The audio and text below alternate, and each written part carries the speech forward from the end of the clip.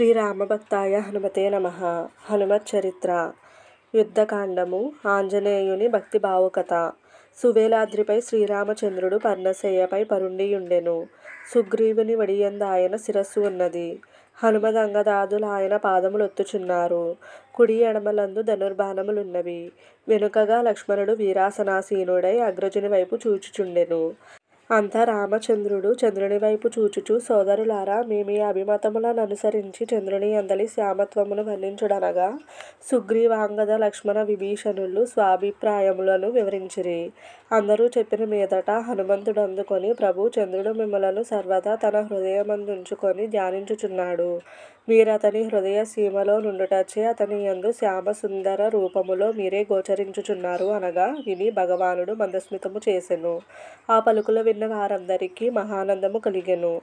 హనుమంతునికెక్కడ చూచినను భగవద్దర్శనమే కలుగుచుండెను. అట్టి స్థితిలో చంద్రుని యందతడు భగవానుని దర్శించుటలో ఆశ్చర్యమేమున్నది? సంజీవ నగాహర్త సామీరి. రామ రావణుల మధ్య మహాభయంకర యుద్ధమైనది. ఆ యుద్ధములో హనుమంతుడు అంతము చేసిన రాక్షసుల సంఖ్య రామాయణ పాఠకులకు విదితమే. అంతియే కాదు, అనేక సమయములలో నాతడు రామ లక్ష్మణ విభీషణ జాంబవదాదులందరికినీ సహకరించెను. మేఘనాథునితో యుద్ధము చేయువేళ లక్ష్మణుడు భయంకర శక్త్యాఘాతముచే మూర్ఛపోయెను. సైన్య సమేతముగా మేఘనాథుడు లక్ష్మణుని లేవనెత్తుకొని పోవలెనని విశ్వప్రయత్నము చేసి విఫలుడైనాడు. భూమి మీద నుండి ఇసుమంతైనను కదపలేకపోయెను. అంత హనుమంతుడు లక్ష్మణుని సునాయాసముగా లేవనెత్తుకొని రాముని దగ్గరకు తీసుకుని వచ్చెను. మూర్ఛితావస్థలోనున్న సోదరుని చూచి రాముడు శోకవ్యాకులుడైపోయెను. లంక యందు సుషేణుడను ఘనవైద్యుడుండెను. అతడు వచ్చినచో లక్ష్మణుడు స్వస్థచిత్తుడు కాగలుగునని జాంబవంతుడు చెప్పెను. శీఘ్రమే హనుమంతుడు లంకను చేరి సుషేణుని తీసుకొని వచ్చెను. సుషేణుడు మూర్ఛాగతుడైయున్న లక్ష్మణుని పరీక్షించి తూర్పు తెల్లవారకుండా ద్రోణాచలము నుండి ఓషధులు వచ్చినచో ఇతడు బ్రతకగలడు అనెను. అంతే వెంటనే హనుమంతుడు రామనామమును స్మరించుకొనుచు మనోవేగమున ద్రోణాద్రికి పయనమాయెను.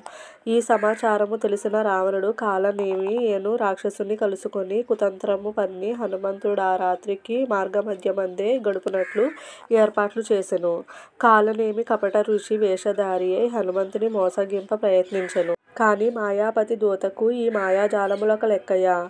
దైవయోగమున హనుమంతునకు యథార్థ సమాచారము తెలిసెను.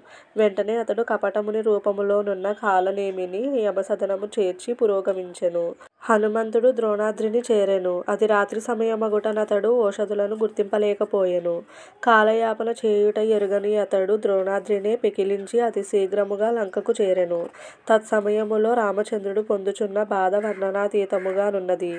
అట్టి దశలో అతడు హనుమంతుని చూచి గాఢాలింగనము చేసుకొనెను. సుషేణుడు చికిత్స చేయగా లక్ష్మణుడు స్వస్థుడాయెను. దశ దిశల నుండి హనుమద్ జసోగానము వినవచ్చెను. వీడియో నచ్చితే లైక్ చేయండి, ఫ్రెండ్స్ అండ్ ఫ్యామిలీ మెంబర్స్కి షేర్ చేయండి, తప్పకుండా సబ్స్క్రైబ్ చేయండి.